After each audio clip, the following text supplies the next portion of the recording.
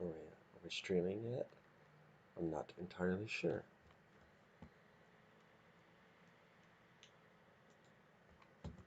I don't see myself. Okay, now I do. I would assume that we are streaming. Well, alright. Let me just fix a couple settings real quick. And there we go. Alright. Let's see. Yeah, I'm just gonna leave the YouTube live going in the background just because I'm sure some people will have some questions if anybody's watching. Um, so yeah, I'm gonna be talking mostly. The first half is probably gonna be the my Texas blackout story and what all happened going on there, and then I'll probably do some other news. Um, you can probably see some of the stories up at the top here. Um, and we'll talk about some of that towards the end of the video. But today we are talking about the Texas blackouts and how that really fucking sucked. Okay, so essentially what happened was my power went out for, I want to say it was like 3.5 days or so, but we didn't have water for, we just got it back. Not yesterday, but the day before. So that was what, 9 days? I want to say. No, because it went out on Thursday. So Thursday, Friday, Saturday, Sunday, Monday, Tuesday, 5 days. So we're without power for 3.5 days, and then water for 5 days. So essentially, was it was like Sunday night. Well, let me back up. So I didn't go into my job on Sunday because I was worried about the roads because the roads were already getting pretty bad going out on Sunday. Because I think it was on the start of Sunday, it was already snowing out and stuff, and the roads were icing over. It got so bad that the uh, the driving position for the job that I work, they completely shut that down. Like you weren't using the vehicle at all. Um, and so I obviously that's what I was going to be working that Sunday. So I was like, oh, okay, I guess not. But my boss was like, oh, you should come in and do some inside work. And I was like, no, because it would require me to drive like half an hour to go all the way to to the site, and I'm like, I'm not risking driving, especially considering a couple days before was that 100 car pileup that happened down in Fort Worth, where I think it was like I've heard conflicting reports, but the last number I heard was like 6 confirmed dead and then like 35 injuries and like tons, like hundreds of thousands of dollars in damage. Um, so that being in the back of my mind, I was like, okay, I don't really feel like driving half an hour on roads at night. Now, my shift was from 2 p.m. to 10 p.m., but so driving there wouldn't necessarily be that much of an issue on that Sunday, but it would be coming home because it was snowing and sleeting and all that stuff, and trying to drive home in that when it had frozen into ice and then snowed over it so that you couldn't even see whether or not there was ice where you're driving, if it was just snow, it's just too dangerous. So I said no. So I stayed home, thankfully, and I said that I wasn't going to come in for probably like 4 or 5 days. I didn't go back till Friday because I had a feeling that, with how bad it was going to be, at the very least, that the power would go up for a couple hours. So that way, I can stay home, make sure that, nothing happens. Well, that sucked. Um, Monday night, I think it was like 1:30 or something in the morning, either 12:30 or like 1:30, somewhere in there. The power went out, and I checked my phone, and they said, I think it was like ERCOT said something about doing like the rolling blackouts. was like, oh, okay, so it's probably only could be like a couple hours and then we'll come back on. And no, it did not. Luckily, we had the air set to, I think it was like 74 or something, up in the 70s in the degrees. So that the house or the apartment actually stayed pretty warm for like a majority of that night. So it wasn't really that big of a deal. And then, we woke up in the morning, it was like, like probably like 50 or so degrees. But to be fair, that night it had only gotten down to, I think, like 28 or 29 degrees. But when we woke up, still no power.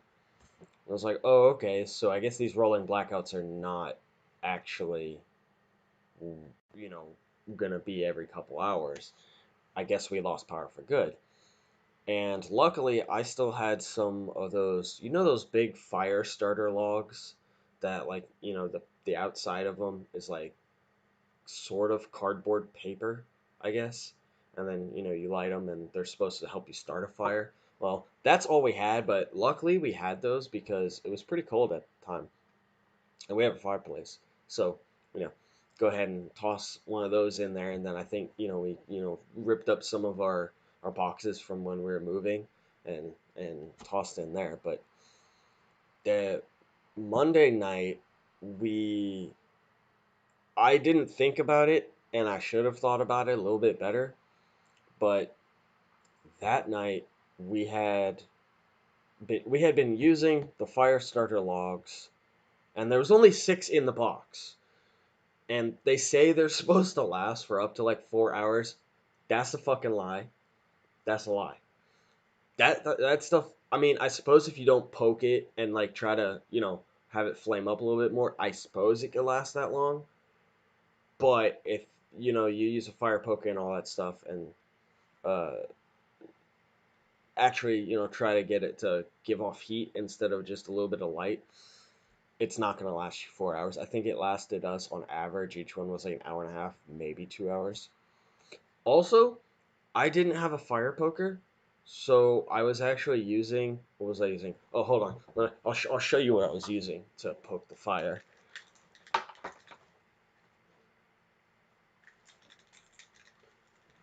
Because I still haven't actually cleaned up my apartment yet from all of this. I still have like a ton of firewood sitting in front of my thing, and the dishes aren't done and all that stuff. But I was using this.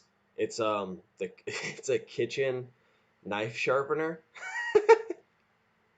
because I don't have a fireplace set because I never use the fireplace because it's Texas.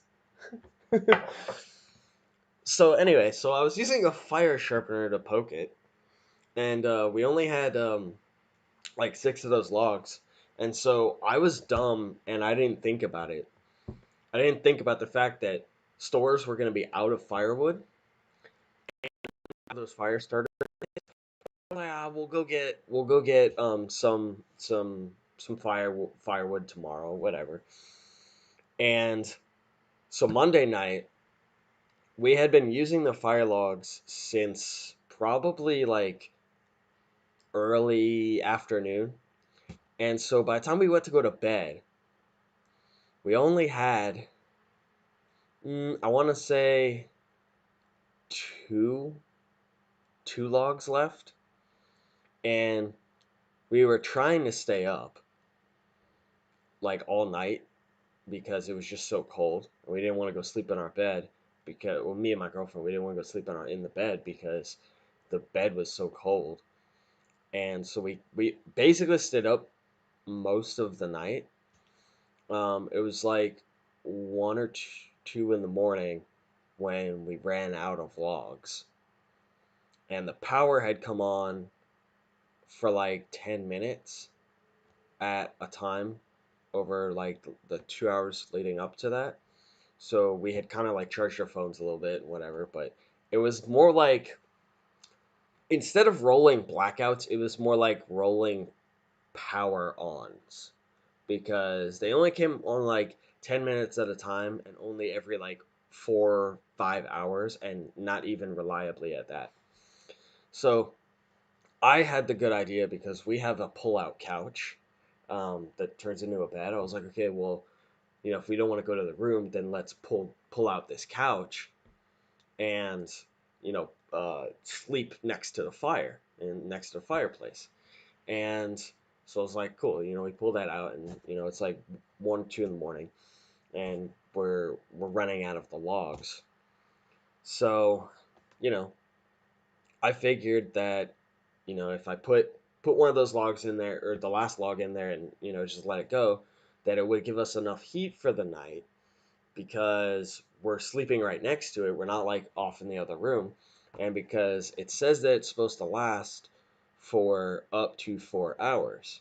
So I figured, okay, it's about 2 o'clock. That'll get us to about 6 a.m., which is right about around when the sun comes up. And so, yeah.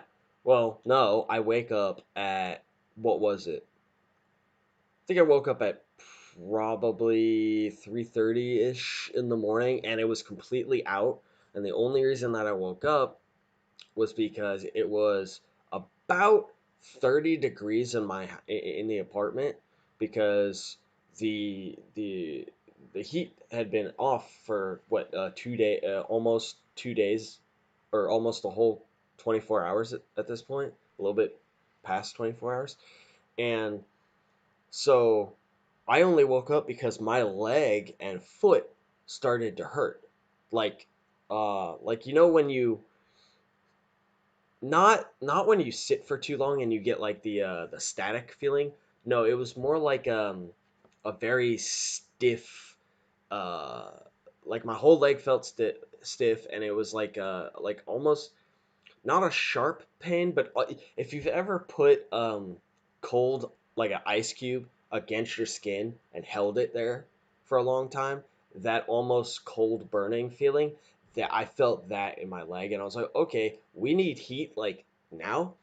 So we took like as many like newspapers, and like those ads you get in the mail, like those shit ads that apparently they send you for no apparent reason with all the coupons. Yeah, so we burned those.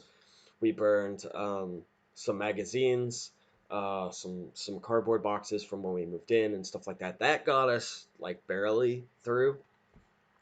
And then we also didn't have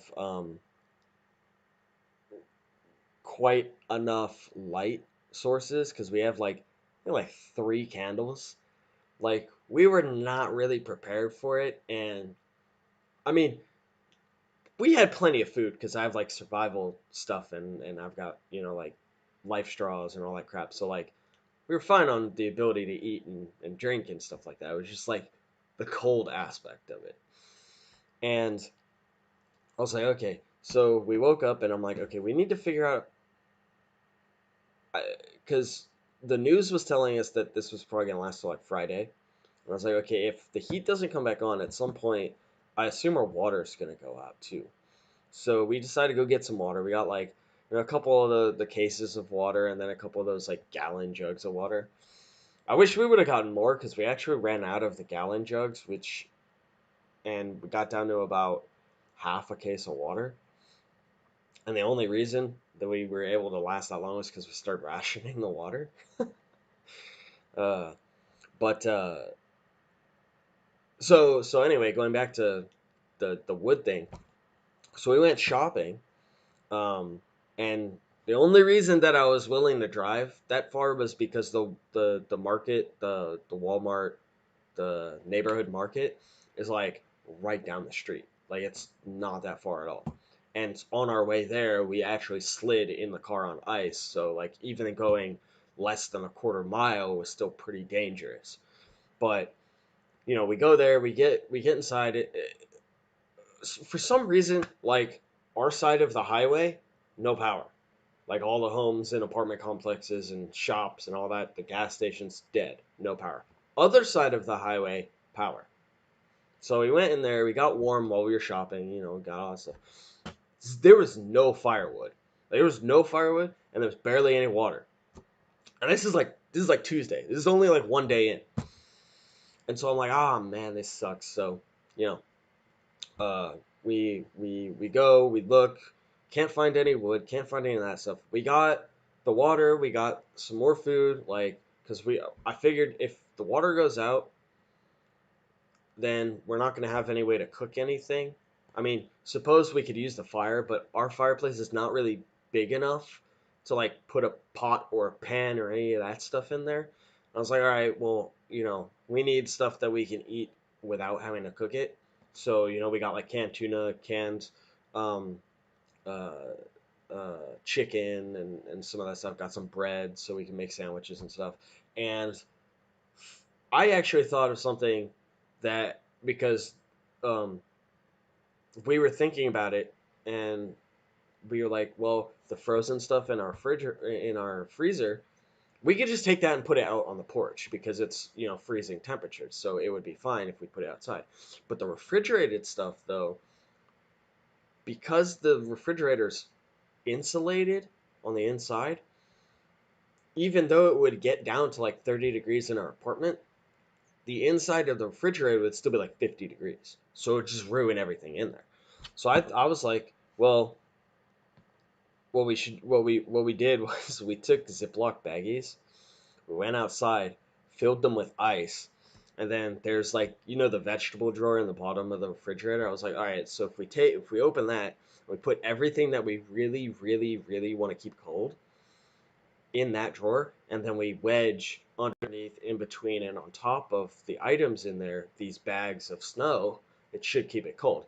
It worked really well because come Friday, when our power had finally come back on, the or come Thursday, when our power had finally come, like for Thursday night when our power had come back on, I looked in there to see, and it was still like frozen, like mostly frozen in there. And I was like, oh, that worked really good. And the only reason I thought of it to do that was because I remembered, I was thinking, like, how did people keep stuff cold, like inside their houses? Like, in the early 1900s, it's like, oh, an ice box. They buy a block of ice, put it in there, and then, use that. And I was like, well, why don't we just make a really shitty ice box? So we did that. And the only reason we didn't use ice from our ice makers because we actually dumped that out just before all this stuff went down. So anyway, going back, we come home, we put everything away and everything, and the house is like, it's still like 30 degrees, and we're like really cold. So I was like, since we couldn't find any of the any wood, or yeah, like any of the pre-chopped wood or anything like that, I was like, well, we live next to a park, like a very large park that surrounds a lake and all that stuff. And I was like, okay, well, why don't we just go over there? Because it's like forested and stuff. We just go grab some wood from there. So we went out in like, it was like 25 degrees or something like that. We go out there, we park, and we're out there foraging for wood, and you know I'm having to try and find like slightly rotted wood because that's gonna be like the most dry, like really dry, nice wood. Um, and then I'm taking it, and it's huge trees and limbs that have fallen down, and I live in an apartment. I don't have a chainsaw. I don't have uh, an axe. I have like a very small and very shitty hatchet that actually doesn't really do very well at chopping wood because I tried to use it to chop a log. Did not work for shit. I don't have a handsaw. I don't have any of that. So I'm just going over with these limbs and like wedging them between like V-shaped trees and like pushing it to try and like break the wood, and then I'm like smashing it, hitting it into the trees to break it and stuff. And I did pretty well. I did pretty well. And then I was collecting some of the really dry branches that have like the dead leaves on it and all that stuff, and grabbing that and then filling the trunk of the car.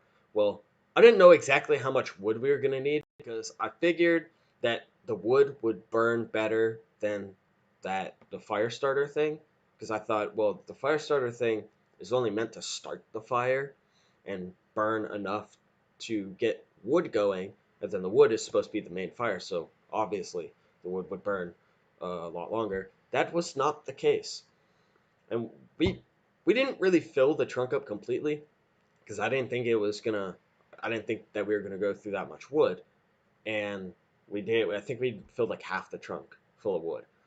I come home, we start fire, get it all going, make sure that it's enough to keep us warm, and then we made some sausages. Got some of the sausage patties, put them in like a pan and cooked it over the fire. My girlfriend said that it wasn't gonna work, but I'm like, come on, they're already full. They're already fully cooked sausages. All you gotta do is heat them up. So, um, so yeah, did that, and we ran out of wood again that night at probably sometime around the middle of the night. Where we ran out of wood again, even though I tried to ration it as best I could, but it wasn't burning as long as I thought, and both of us would fall asleep. Even though like we tried to kind of take turns to try and like keep the fire going, because once it's completely out and the coals are cold, it's very difficult to restart the fire, especially because we didn't have a lighter, or well, we didn't have matches or a lighter at the, the moment. We didn't have like one of the good lighters. We had like one of those shit Bic ones that you have to like light with your thumb, and it was like almost out of lighter fluid. Go figure. Um, because I could have swore that we had one of those the long ones, the ones that are like about that long that you can light. We just couldn't find it, and we couldn't find our lighter fluid either. I don't know where we had put it. I found it later, um, but that it was in the outside closet, like buried in some boxes. But so we had both fallen asleep, and the fire had gone out, and the coals had basically gone cold. So I wake up again, and it's like 29 degrees in the apartment now, and we have to you know try to start a new fire with, what was it, I think we used a little bit of cardboard from the box, from the fire starter box, because those logs came in a box, so we ripped up that box and used that to try and start the fire, and then a couple more of those little newspaper pages. Tried that again, got it, but we ran out of the remaining wood at probably around 2 or 3 in the morning again, and we just had to like huddle together on the stoop pullout in the middle of the night. And we had thought about, since we ran out of the firewood, we had thought about just going to our room and sleeping on our actual comfy bed, because trust me, the pull-out couch bought secondhand is not comfortable at all. Like, not even a little bit. Like, it was all springs. It was terrible. But we went into the room to try and like lay on the memory foam mattress. It was frozen solid. Like, you try to get on top of it and it was solid. Like, there was no spring, there was no give at all. It was frozen. I was surprised, and our pillows got frozen too, and we had to put those by the fire to like you know get them to kind of loosen up, because I have a memory foam pillow too, and so but the bed itself was like rock hard, and just to see how rock hard it was, I jumped onto it instead of like sit down. I just like leapt onto it. That was a bad mistake. That hurt my back. But anyway, so then Wednesday rolls around, and I'm like, dude, we need to like straight up get as much firewood as we can, because I'm fairly certain that power's not going to come back on. So we go out, we fill the trunk again, and then one of our neighbors gave us a couple pieces of wood. So I appreciate them. That was awesome. And then I tried to ration it better this time, and I did, because this time we made it to about 6 a.m. before we were on our last log. So we were able to keep warm, relatively warm, Wednesday night. And then Thursday rolls around, and I'm like, all right, no more playing around. No, we're going to go. We're going to get as much wood as possible. And instead of going home immediately and starting using it at like 2 o'clock or whatever, we're going to go ahead and stay out, go shopping. We're going to chill in the car for a little bit. And, they had shut down uh, sending fuel to gas stations, so gas stations were out of gas. So we couldn't stay in the car like all that long. So we stayed in the car for probably like a couple hours, went shopping, came home, and then I was like, all right, so it's this is all happening on Thursday. I'm like, all right, we'll go ahead and go home probably around 4, 5. Make sure there's still enough daylight so we can bring all of the wood from the trunk up. And we had gone and we had filled it. We had packed the trunk full of wood because we're like, we are not running out this time, and we're not gonna have to be like, you know, hoping that this one last log that we put in at 6 in the morning lasts us for a whole hour and a half before the sun comes out. And so I was like, all right, so we take all the wood up, we put it upstairs and all that stuff, and then I'm like, all right, we'll go shopping. So we go and we go shopping, like I said, and we stay in the car. We come back at probably, I want to say it was like 5 o'clock or so, give or take 5 o'clock. The sun is starting to go down. I open the door and I hear water. And I'm like, did we leave one of the faucets open and the the when we left? And I'm like, huh. I walk inside and I come around the little island or the little bar that we have here. And then I walk over and holy crap, the kitchen, the laundry room, it's flooded. There's easily at the very least two, one to, I think it was like about that. So like 1.5, 2 inches of water, give or take. And I'm like, oh shit. So mind you, my phone is almost dead. It's probably at like 20%, something like that. And even though I was charging it in the car, uh, my car charger doesn't work that well. So it's at like 20%. I'm like, oh crap, we don't have Wi-Fi because the power is still out, and the service over by my house is pretty spotty at best. So I'm quickly trying to get my email to load up because my apartment complex sent us emails on who to contact if we have a leak. And I'm trying to get the number. I'm like, all right, hey, I call. They don't answer, so I gotta leave a message. And I'm like, I hope they get the message and they come fast to turn off the water because you know I'm trying to mop this up with like towels and it's not working. So I leave them a message and whatnot, and I'm like, okay. I go and I look, and behind my washer, just beneath I think it was the cold water shut off valve, it had busted through the wall and was just shooting like a jet into the back of the washer. And I'm like, oh man. So I can't even like it's not even like something that I can deal with because I have no idea. Luckily though, it was spewing straight out of the wall, so it didn't really like seep into the wall and like do damage to the wall. Um, and our carpet was not like it had just reached our carpet by the time we had gotten there, so I was able to like toss some towels down in front of it to keep the carpet from getting too wet.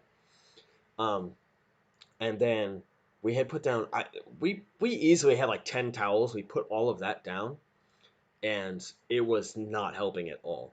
Like I was like, I don't even know.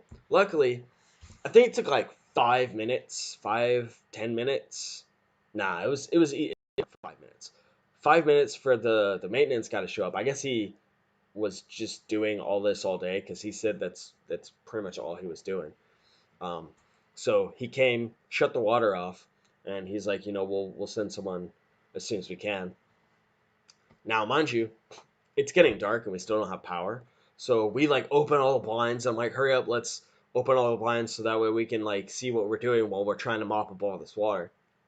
So we take all the towels, we dump them, and I'm like, we don't have a way to transport the sopping wet towels from the kitchen floor to our bathroom without getting tons of water all over the carpet. So we're looking for something to put the towels into, and we couldn't find anything. And finally, I just emptied our laundry basket, and even though the laundry basket has like holes in the side, it had a bottom that probably was about that big that I could just quickly like run to the bathroom before the water seeps out too much, and then dump it in the bathtub.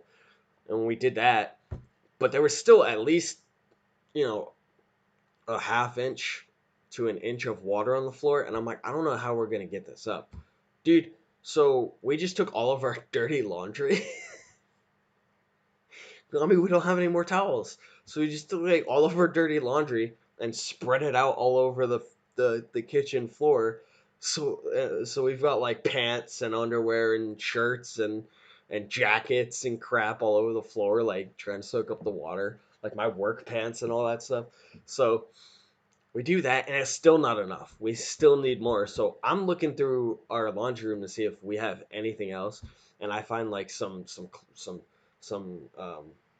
washcloths, some ShamWows, like those microfiber things. We use those, and then I found a blanket that we hadn't been using, and I was just like, I mean, I guess we haven't been using this, and we've been fine, so we used the blanket, and then luckily it didn't. It actually didn't go underneath the refrigerator, the dryer, or the dishwasher. So it was actually quite well contained to just the linoleum floor. And so it was pretty easy to clean up. It's just we didn't have enough stuff to clean it up. So even with all of that, the floor was still kind of wet. Like not enough that it would like soak into the carpet or like anything, but it was still wet, so we had to let it air dry. And then it got dark, and we're still trying to, and then there's this big wet spot, like right in front of the entry to the kitchen, because the carpet did get wet, just not like the whole apartment, just like that one big wet spot in front of it. And we didn't do laundry that week, like idiots. So we only had like a couple pairs of socks. And after you wear a couple pairs of socks for a couple days, you want to change your socks. And we hadn't been able to take a shower, so we're still wearing the same stuff that we were wearing on like Monday. It's been like 4 days. We've been wearing the same stuff. And so, we're trying to switch socks. And I had my last pair of socks on. And your feet get really cold at night. And I stepped in the goddamn, like I was going in the kitchen for something, and I stepped in the fucking puddle that's in the carpet, and I soaked my socks with cold, like 34-degree water, and it's currently in the apartment like 30 degrees. Go figure, right? So I take the socks off, and I had to like put them up by the fire and try and dry them and all that stuff. It was a big ordeal. And then like as soon as I got my socks dry and all that stuff, it had been probably about like 2 or 3 hours, give or take, from when we had finally cleaned up the mess. It's probably like 8 o'clock at night or something like that. And then the power comes on. I'm like, really? Like, come on. In the last couple hours before our power comes back on, that's when the pipe decided to break, and our entire tub is full of like smelly, mildewy, water stained clothes and towels. We hadn't been able to flush the toilet now because there's no water, and we can't wash our hands. Like we have a big bottle of like hand sanitizer that we're using. We can't wash dishes. We can't like. I was hoping that the power would come back on, and then we'd be able to wash the dishes. Well, we couldn't because now we can't use the water because the water for our apartment is shut off. Go figure. So power comes back on, and thankfully our heat like heated the apartment up in like I think it was like 3 or 4 hours. It went from like 30 degrees up to about I think it was like 68, 70 degrees. So that was great. So the power came back on Thursday, but then our water was down. And because of the like huge demand for plumbers and stuff in the state, like nobody could get to us like all weekend. So we went Thursday, Friday, Saturday, Sunday, before anybody came out on Monday. And then they came out on Monday. They came in, they cut a big hole in the wall, and they replaced the pipe and the fitting for it, and then glued all that. But now, like, I contacted the apartment complex, and they're like, well, because there's still a big hole in the wall where they cut, and they're like, well, we're just trying to get the plumbing back on for these buildings, and then we'll have to put another order in for the wall. So I'm hesitant to push my washer back against the wall, because there's it's easily like a good foot and a half by foot hole in the wall, and I don't want to push my washer back up against it and like do laundry or anything, because um I don't want the washer to like, because it's on the feet aren't even. I don't want it to like bang against the whatchamacallit, the new pipe fitting and then break it again or some crap. So I was like, okay, we'll just not do laundry for a while. At least we can like take a shower and all that stuff. And I should have enough like reserve clothes to last me. Um, so that was fun. And that was just my experience. I know some people who they didn't get affected as much. Like it was a good easy you know day before they got their power back. I know some people who didn't even lose power, but then I know some people who were still missing power up until even the day that we got our water back on Monday. So, and I think there are still some people without power, if I'm not mistaken, or at least water. I know for sure water. There's people without water, because you know all that. Um, so yeah, that was a whole lot of fun.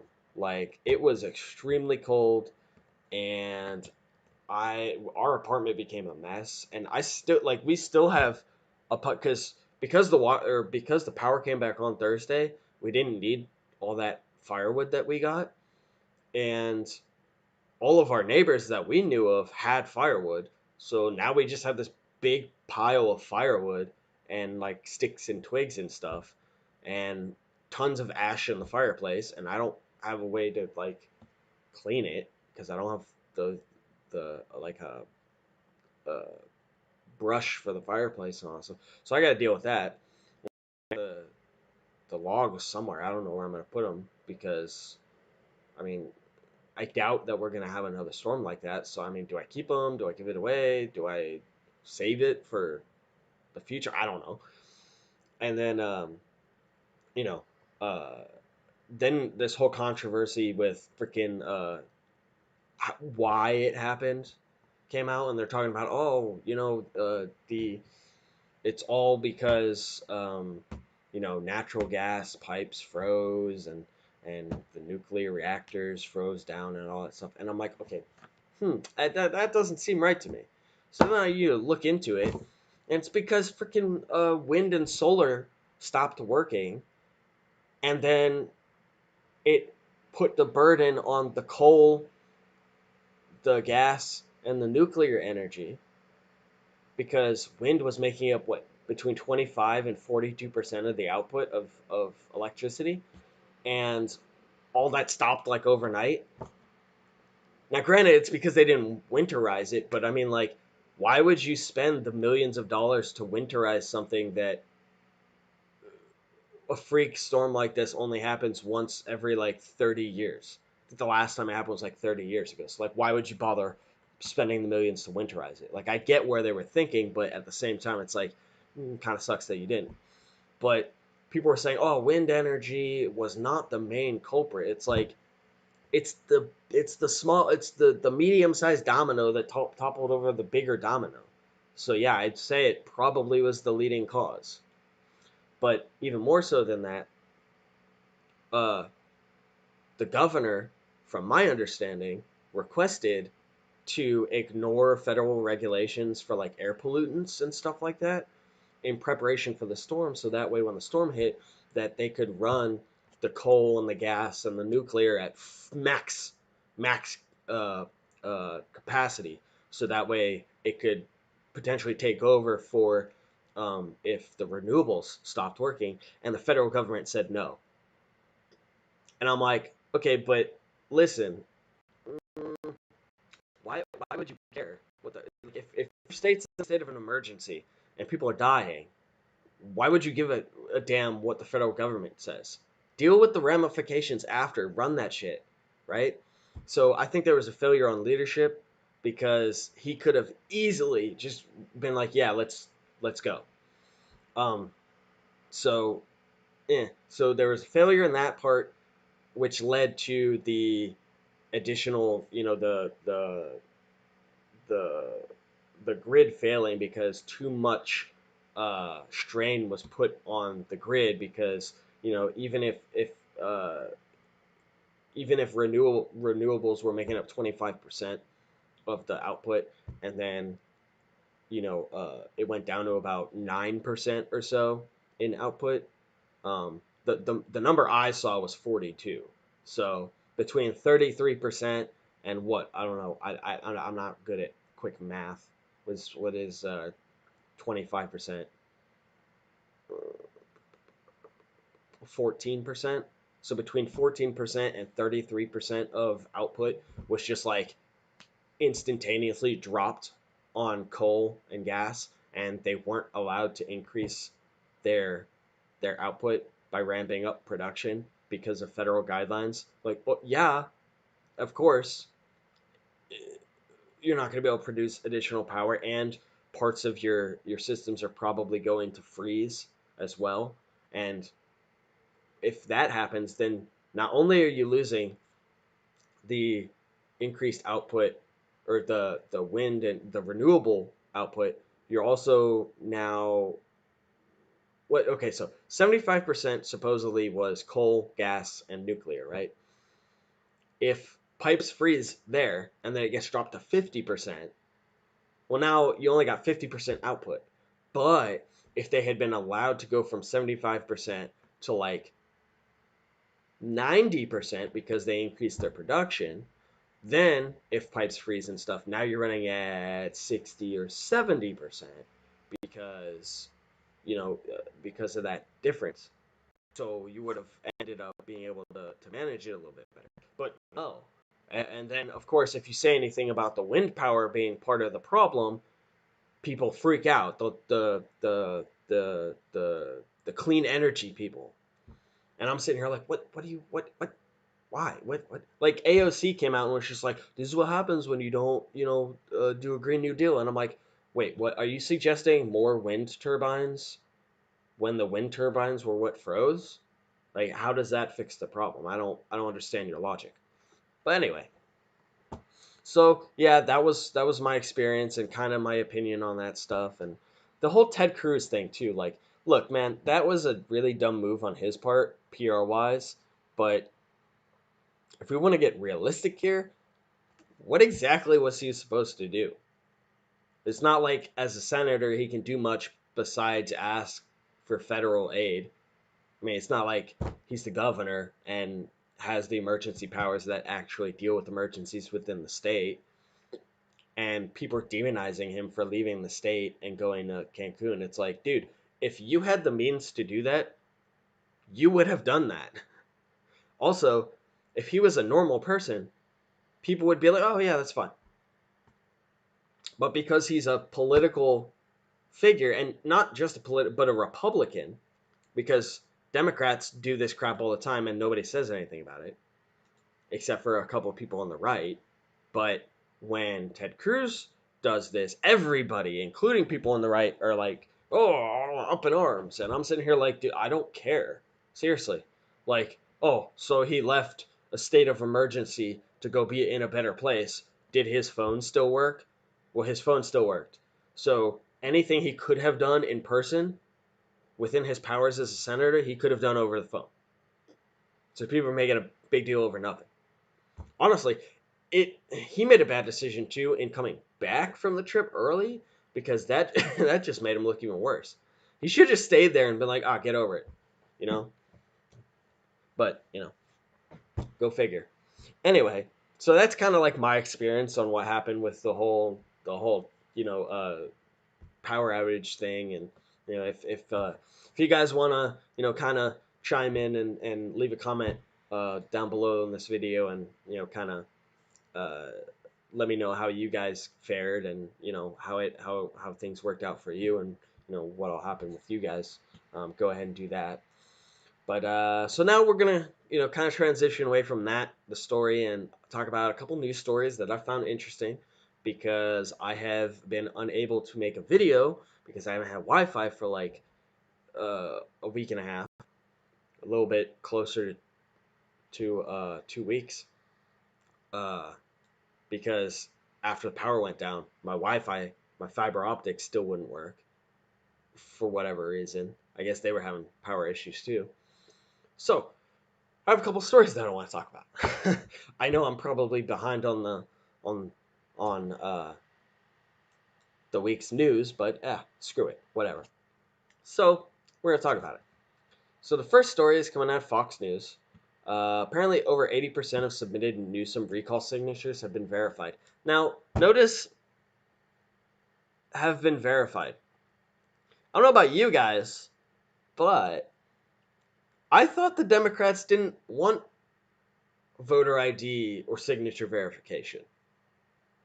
Oh, right. When it's something like this, you definitely need signature verification.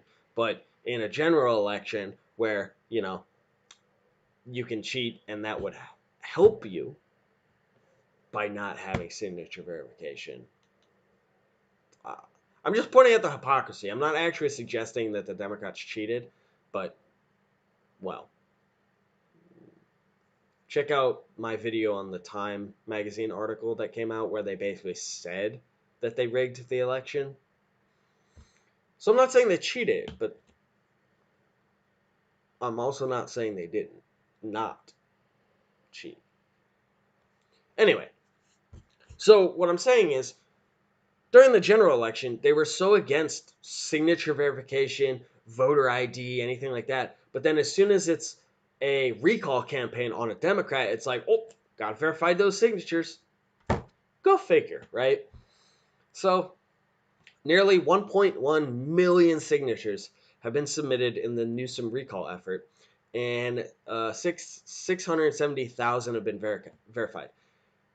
They have to collect 1.5 million signatures by March 17th, to have a recall, and he'll be forced to run again in midterm.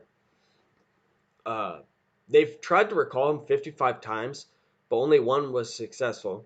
That was Gray Davis in 2003, who was replaced by Arnold Schwarzenegger. Um, So, an update from the Secretary of State's office revealed 668,902 valid signatures of the 798,000 that have been reviewed. There have been about 1.1 million signatures submitted, and they have a lot more to submit. They still have to review about 300,000, but it's looking pretty good for the amount that are being verified. Um, The recall effort has gained national attention amid frustrations with Newsom's handling of the coronavirus pandemic. With a rocky start to the vaccination campaign and continued school closures, the Republican National Committee donated $250,000 to the effort earlier this month. Um, I don't think that rocky start to the vaccination campaign and school closures are why people are pissed off at Gavin Newsom. Okay, the reason people are pissed off at Gavin Newsom is because of his closing businesses, then telling these businesses that they can have outdoor patios, specifically restaurants, to then tell them, oh, no, those are unsafe, but then have a movie company come out in the same parking lot with the same tents, with folding tables for the lunches for the production crew, and they're not socially distanced, whereas the outdoor dining section for this restaurant is socially distanced. It's the same thing, only one is allowed to be there, and they had to get a permit, and they're not socially distanced. But then this one, who is a legitimate business, who asked, is socially distanced, and no, that's not okay. And people are pissed off about him going not once, but twice out to dinners with people, not wearing a face mask, not socially distancing, and going with people who were part of like even like health committees, like people who were part of the health committees advising on what to do with the coronavirus pandemic were out at lunch without a mask, not social distance. What does that tell you about the leadership? It tells you they don't even believe the stuff that they're telling you to do, which is why, in my opinion, this the this recall effort is probably going to work this time around. The next and final official update is due March 18th, when county election officials will submit results to the Secretary of State's office, who will verify and announce if the measure has made the ballot. If that happens, the election will likely occur in the fall. Voters will answer two questions: whether Newsom should stay in office and who should succeed him. The candidate with the highest number of votes will be the next governor, regardless of party. So maybe California might be about to get a Republican candidate. I mean, it's possible. Who knows? And the reason is because if my theory at least on how a Republican could get into office in California is if the Republican Party does not submit more than one candidate, because if they submit one candidate, that one candidate will get all the votes, which I believe accounts for between 36 and 40% of the votes that are normally cast in California. So the Democrats will probably put up one or two people because Gavin Newsom is going to rerun, but, well, more than likely he's going to rerun. But you also then have another candidate who they'd be trying to put into to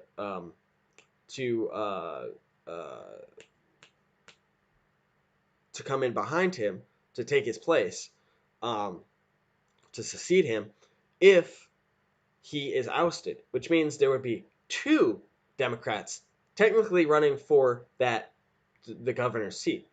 Whereas if the Republicans put up one, that means the Democrat votes will be split, whereas the Republicans will be unified.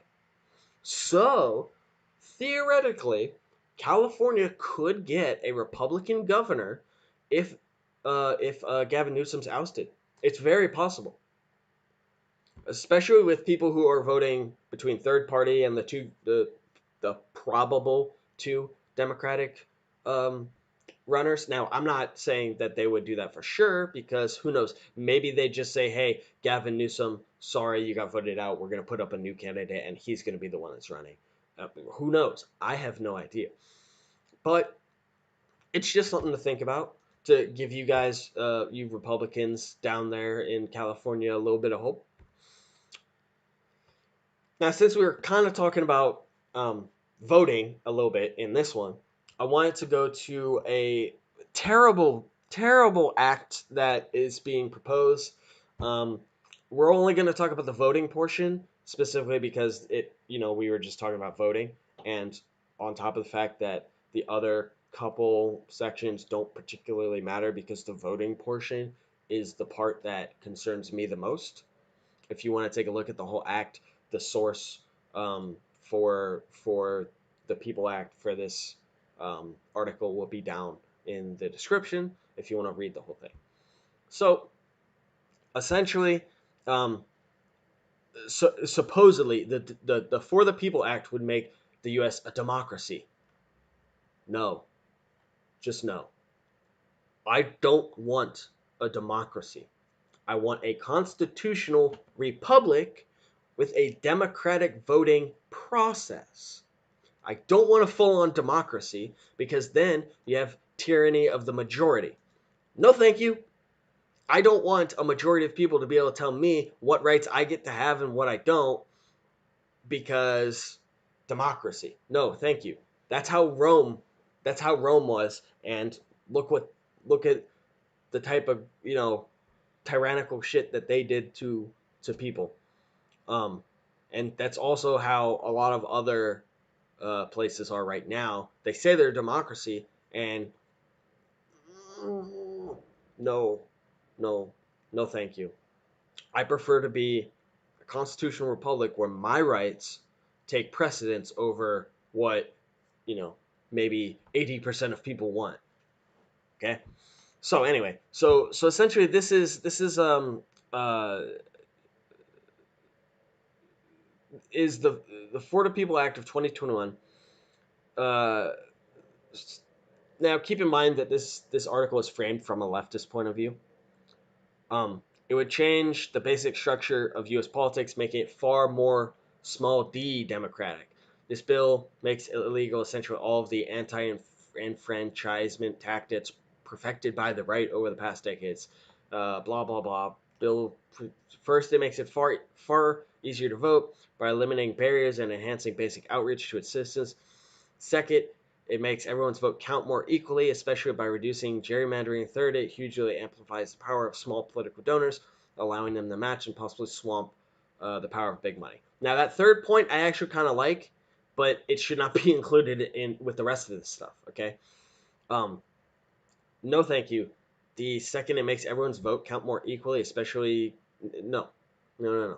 Look, everyone's vote matters, but if you make every single person's vote equal, that means you're trying to get rid of the electoral college, which is not good because that would bring a whole lot of other issues that we don't want. But the first part, it makes it far easier to vote. That's the one I want. That's the part I want to focus on. So making voting simple. Um,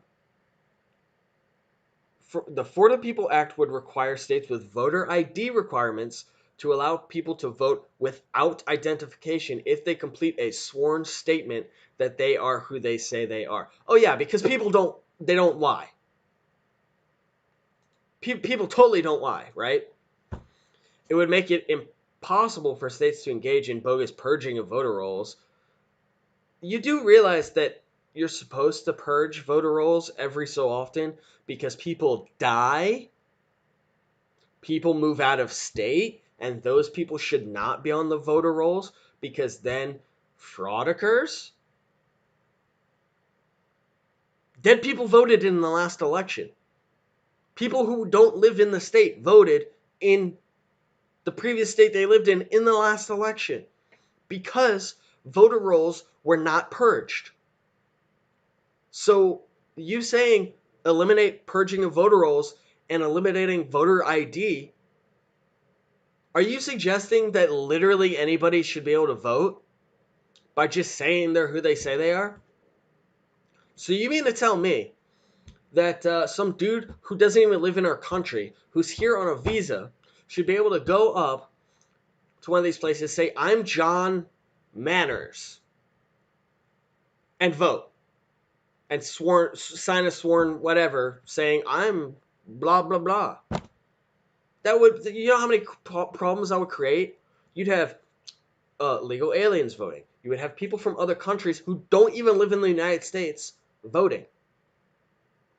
Now, I'm not saying it would be a widespread thing, but it may be enough to tip an election. So that's terrible. Because when you combine that, which would be fraud, with all of the other things that could come along with it, like all the improprieties,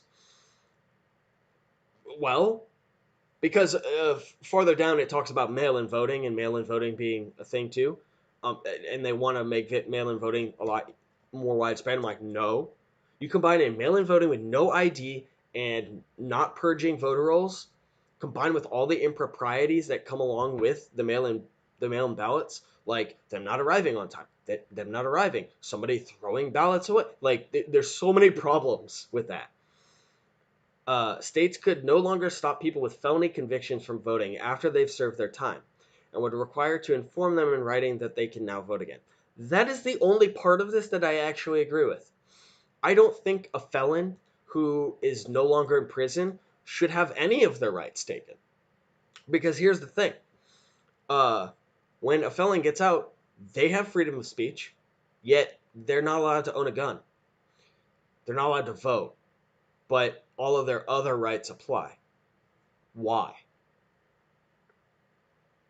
Why can't they vote? They've served their time. They've paid their debt to society. Why are they not allowed to vote? Right?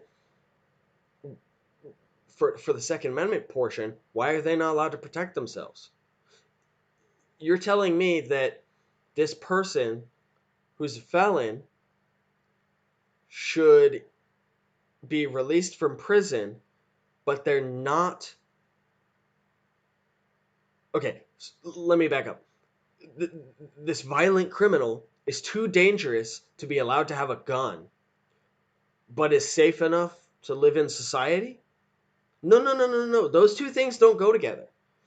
Either they're too dangerous to own a gun and live in society, which means they should still be behind bars, or they're no longer dangerous, therefore they should be allowed back into society with all of their rights. So, no, I do not agree with that. With keeping them from voting, with keeping them from having a gun. They should have all of their rights restored. The only exception, in my opinion, would be if they were released on I think it's probation, not probation, parole. If they're released on parole for good behavior and they're allowed to essentially serve the rest of their term on parole outside of the prison. That would be the only time, because say they get off for good behavior, technically they have not served their whole sentence. So say they have like 15 years and they serve 10 in prison, and then they get 5 years outside prison on parole. Well, on parole, okay, I kind of understand that because they were rewarded for good behavior, and if they break their parole, they go back to prison. Okay, the remainder of the 5 years is served on parole outside of prison. I get it, but once the parole's over, it should be all right. All rights restored. Obviously, that's the only exception to that I would be able to comfortably say. Aside from that, all rights restored. Boom, day one, that you're out. Um, anyway, moving on. The act would then create what the U.S. has never had: a functioning modern voting infrastructure. America is almost alone in its bizarre two-step process in which citizens must register to vote and then vote. Yes, because our founding fathers. Well, I shouldn't say that because I don't think that they did voter ID, and when they did do it, it was racist. Now, though, everyone's equal, I don't think voter ID would be a problem. But what I'm saying now is the United States is pretty unique when it comes to our rights, laws, culture, everything like that, right? Our two-step process in order to register to vote and then vote, I'm torn. Because registering to vote makes more sense if you don't have voter ID laws and signature verification. I'd be more willing to say, okay, you don't have to register to vote if you have a state ID and um, signature, and they do signature verification and stuff. Because then you're still doing the verification process. It's just you don't have to go through the dumb process of trying to register to vote. I don't like the register to vote either, but I think it's a good system now because not every state requires photo identification, and not every state requires signature verification. So in that aspect, okay. And only two-thirds of the U.S. voting age population is in fact registered. In comparable countries, voting registration is automatic. You don't have to do anything first. You just show up and vote. Yeah, but I feel like some of the countries that you're talking about also have some type of check and balance on who is voting to make sure that they, in fact, are a citizen. You should, at the very least, be a citizen and alive. The For the People Act would make voter registration near automatic here too, and everyone who fell through the cracks would be able to register and vote on election day. I'm cool with you being automatically registered to vote. I don't particularly like the registering to vote part, but that that beginning part where it was like you don't have to register, but you also don't have to do ID or signature verification, and they never purged the voter rolls. Well, then how do you know if the person that's voting is a citizen? How do you know if they're a lot? Like, you don't. How do you know that the person is who they say they are? You don't. Okay. The bill would also require states to allow a minimum of 2 weeks of early voting for a minimum of 10 hours a day. All eligible voters could vote by mail for any reason. Okay, I don't quite mind. I don't mind early voting because I understand election day is not a holiday, so people work and people can't get out. And having 2 weeks beforehand to early vote, great. I that's fine. I early voted this year, like because I wouldn't have had time on the day that I went. It's great. I get it.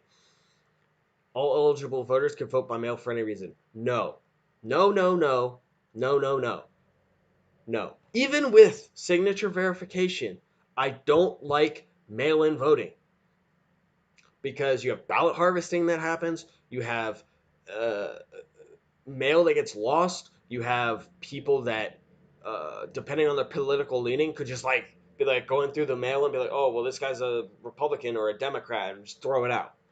In fact, people were arrested this election for doing just that. So I don't like that idea at all. And to ensure voters can be confident that elections are secure and that their votes will count, all states would be required to conduct elections via paper ballot. What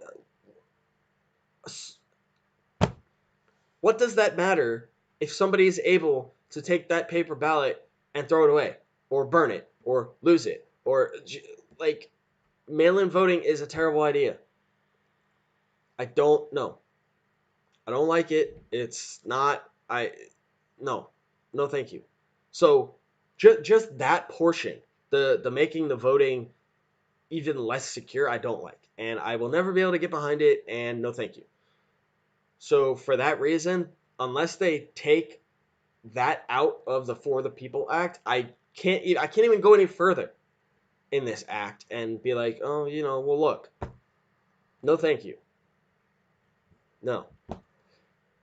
Which now, you know, uh, I think voting should be easier, obviously, but I don't think it should be less secure. Okay? You shouldn't have to register to vote. That's, in my opinion, stupid. And you shouldn't have to pick a political party either. I mean, yeah, there's the independent, but at the same time, why does it matter if you're independent, Democrat, or Republican? I don't understand why it matters. But I do believe that it should be easier to vote, and I think that more people should be able to vote, such as felons who are no longer in prison. You know, uh, I, so when it comes down to it, I guess I can agree with like half of what they said, with a couple points, but for the most part, uh, no, I can't. Not. There's enough in there. No. Okay, so completely transferring away from anything that has to do with voting. I'm gonna talk about something else that kind of annoyed me that I saw. Um, apparently, some politicians are back on trying to ban video games. So Chicago faces a 135% increase in carjackings, so a legislator seeks to ban Grand Theft Auto. I, I have no words. My home city of Chicago continues to reel from soaring crime rates. Among the categories of increasing crime is a 135% spike in carjackings. One would think that the legislators would be focused on better policing and other programs. However, they want to ban video games like Grand Theft Auto, which depict motor vehicle theft with a driver or passenger present. Oh my god. While it would likely make a dent in like it while it would not likely make a dent in carjackings, it would curtail free speech and individual choice. Oh man, Jesus Christ. Like does the stepping ever stop? The correct answer to that is no. No, it does not. Owning a car in Chicago has become increasingly difficult. Uh, Cars are stripped on city streets by gangs that drive around harvesting sellable items such as stealing entire cars. A lot of people just don't have a car for that reason. The idea of limiting what people watch or listen is hardly new. And back in the 80s and 90s, it was Republicans who were trying to limit uh, stuff such as violent video games, porn, stuff like that. No, thank you. I don't think any of that stuff should be limited. It is entirely up to you what you want to do with that. Uh, so it's freedom of expression. It's freedom of speech. I'm sorry. It just you can't limit things like this. For years, leaders have sought to limit video games and rap music as causes of crime or for the erosion of family values. The idea is that the government can regulate what you are enjoying and modify your desires and actions. No, thank you. No, thank you. Government, stay out of my hobbies. Stay out of my life. I want to be left alone. Don't try to interject what you think is right for me. You have no reason to tell me what I can and can't own at all. It is the ultimate expression of uh, paternalistic governance theory. It is not just limit to criminal impulses, but extends to dietary impulses like the big gulp laws.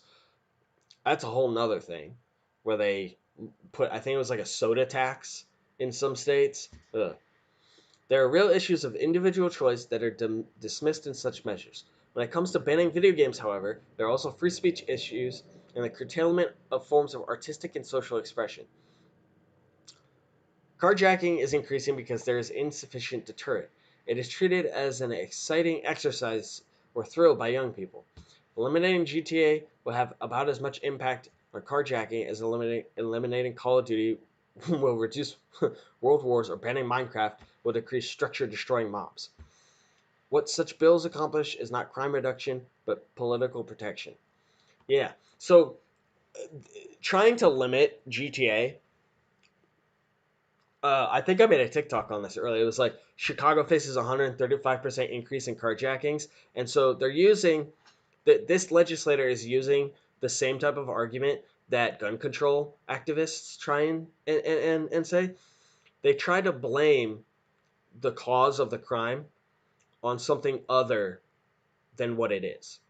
In this one, they're like, "Oh, it's video games. We got to ban these video games for gun control." It's like, "Oh, murder. We got to ban the gun." No, no, no, no, no. It's the user and what they do.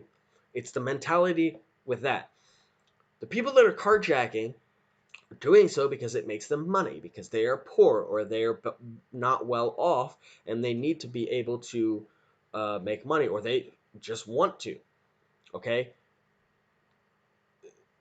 Also, Chicago, from my understanding, has a lot of gun laws, and because of that, they tend to uh, not allow as much freedom, and it allows more crime because there's not the deterrent. I'm very sure that if somebody tried to carjack me and I pulled a gun out on them, they would not be successful in that carjacking. Because if you look here, it says carjacking. It's not Grand Theft Auto. It's not people who are stealing parked cars with no one in it. No, no, it's carjacking somebody who's in the car, taking them out and stealing the car while it is in transit, or stopping them while they're in transit to take the car. So they're using the same argument. It's like they think that if criminals stop playing GTA that they're just going to stop stealing cars? Just like they think that by banning certain guns or certain features of guns or limiting the magazines that criminals will suddenly stop using guns in crimes. It's a fallacy that they keep trying to push.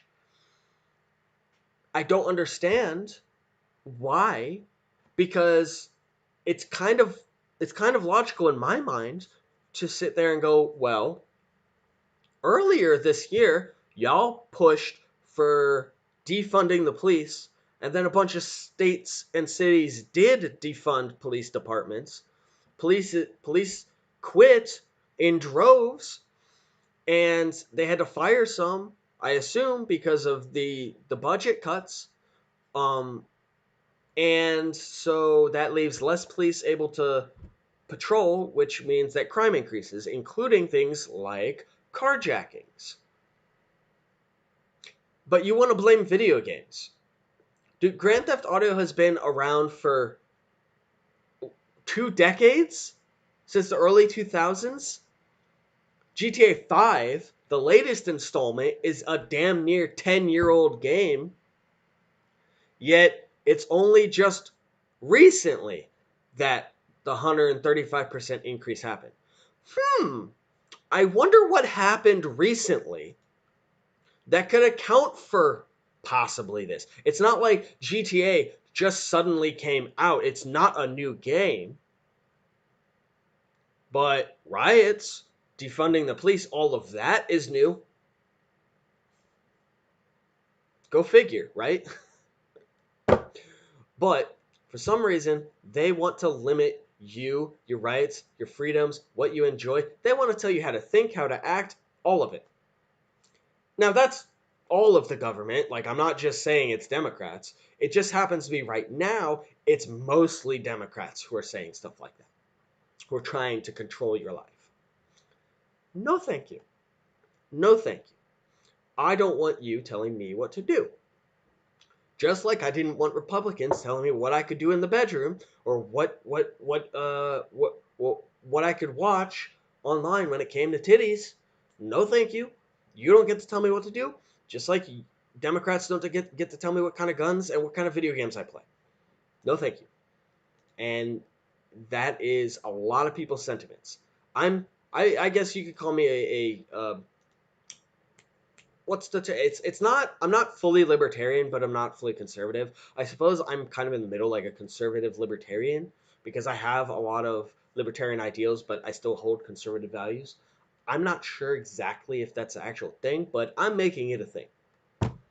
Maybe I'm just a center right. I'm a moderate. I don't know. Whatever. But I'm willing to bet that a lot of people agree with me when it comes to something like this. And there are no studies that back up the fact that video games cause crime or violence or anything. In fact, it's quite the opposite. So I don't know where or why this guy is saying this, uh, but you know, whatever. Anyway, guys, I've been going on for quite a while. It's been a fun little live today. I enjoyed myself. I actually think I might do some more stuff like this where I tell you guys stories of stuff that happened before I get into the political stuff. You know, I don't know. I got quite a few stories of foolish things that I've done in my teenage years and stuff like that. So, uh, or just daily life crap that happens. Anyway, guys, if you guys enjoyed this video, please feel free to like and subscribe. And if you guys, want to donate to me, you can send me donations on Cash App if you feel so inclined. All of the relevant information to all my social media and the Cash App and all that stuff, that's in the comp or the. Why am I blanking? I need to get more sleep. It's in the description below. That.